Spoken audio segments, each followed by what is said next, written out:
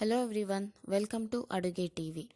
ವಿವಿಧವಾದ ರೆಸಿಪಿಗಳಿಗಾಗಿ ಅಡುಗೆ ಟಿವಿನ ಸಬ್ಸ್ಕ್ರೈಬ್ ಮಾಡಿ ಮತ್ತು ರೆಸಿಪಿ ಅಲರ್ಟ್ಗಾಗಿ ಪಕ್ಕದಲ್ಲೇ ಕಾಣ್ತಿರೋಂಥ ಬೆಲ್ ಬಟನ್ನ ಪ್ರೆಸ್ ಮಾಡಿ. ಇವತ್ತು ಪಾವ್ ಭಾಜಿ ಮಸಾಲ ಇಲ್ಲದೇ ಪಾವ್ ಭಾಜಿನ ಹೇಗೆ ಮಾಡೋದು ಅಂತ ತೋರಿಸ್ತಾ ಇದ್ದೀನಿ, ನೋಡ್ಕೊಳ್ಳಿ. ಅದಕ್ಕೆ ಬೇಕಾಗಿರೋಂಥ ಇಂಗ್ರೀಡಿಯೆಂಟ್ಸ್ನ ನೋಡಿ. ಮೊದಲು ಒಂದು ಪಾತ್ರೆಯಲ್ಲಿ ಎಣ್ಣೆ ಹಾಕ್ಕೊಳ್ತಾ ಇದ್ದೀನಿ.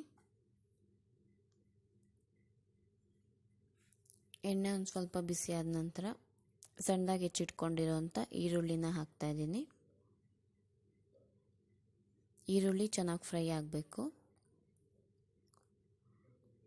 ಈರುಳ್ಳಿನ ಚೆನ್ನಾಗಿ ಫ್ರೈ ಮಾಡಿದ ನಂತರ ಟೊಮ್ಯಾಟೊನ ಹಾಕ್ಕೊಳ್ಬೇಕು. ಟೊಮ್ಯಾಟೊ ಹಾಕ್ಕೊಳ್ತಾ ಇದ್ದೀನಿ. ಟೊಮ್ಯಾಟೊ ಎಲ್ಲ ಚೆನ್ನಾಗಿ ಫ್ರೈ ಆಗಬೇಕು. ಟೊಮ್ಯಾಟೊ ಫ್ರೈ ಆದಮೇಲೆ ಅರಿಶಿನ ಪುಡಿ ಹಾಕ್ಕೊಳ್ತಾ ಇದ್ದೀನಿ. ಅದಾದ ನಂತರ ಉಪ್ಪು ಹಾಕ್ಕೊಳ್ಬೇಕು. ನಂತರ ಖಾರದ ಪುಡಿ ಹಾಕ್ಕೊಳ್ಬೇಕು. ಅದಾದಮೇಲೆ ಗರಂ ಮಸಾಲ ಹಾಕ್ತಾ ಇದ್ದೀನಿ. ಇದೆಲ್ಲದನ್ನು ಚೆನ್ನಾಗಿ ಮಿಕ್ಸ್ ಮಾಡ್ಕೊಳ್ಬೇಕು. ಇದೆಲ್ಲ ಮಿಕ್ಸ್ ಆದಮೇಲೆ ತರಕಾರಿನ ಹಾಕ್ಕೊಳ್ಬೇಕು.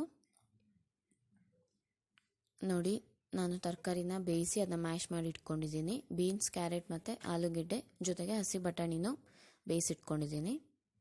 ನೀವು ಬೇಕು ಅಂದರೆ ಬರೀ ಆಲೂಗೆಡ್ಡೆಲೇ ಮಾಡಬಹುದು, ಅದು ಚೆನ್ನಾಗಿರುತ್ತೆ. ನಾನು ಮಿಕ್ಸ್ಡ್ ವೆಜಿಟೇಬಲ್ಸಲ್ಲಿ ಮಾಡಿದ್ದೀನಿ ಅಷ್ಟೇ. ಇದೆಲ್ಲ ಮಿಕ್ಸ್ ಮಾಡ್ಕೊಳ್ಬೇಕು.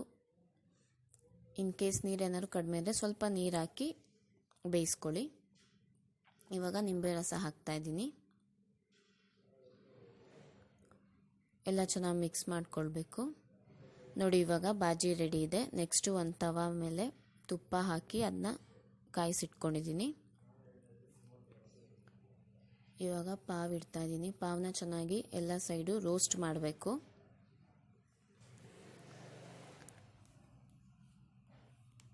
ಇನ್ನೂ ಯಾರಾದರೂ ಅಡುಗೆ ಟಿವಿನ ಸಬ್ಸ್ಕ್ರೈಬ್ ಮಾಡಿಲ್ಲ ಅಂದರೆ ಸಬ್ಸ್ಕ್ರೈಬ್ ಮಾಡಿ. ಇನ್ನೂ ವೆರೈಟೀಸ್ ಆಫ್ ಡಿಶಸ್ ತೋರಿಸ್ತಾ ಇದ್ದೀನಿ, ನೀವು ಮನೆಯಲ್ಲೇ ಮಾಡ್ಕೋಬೋದು.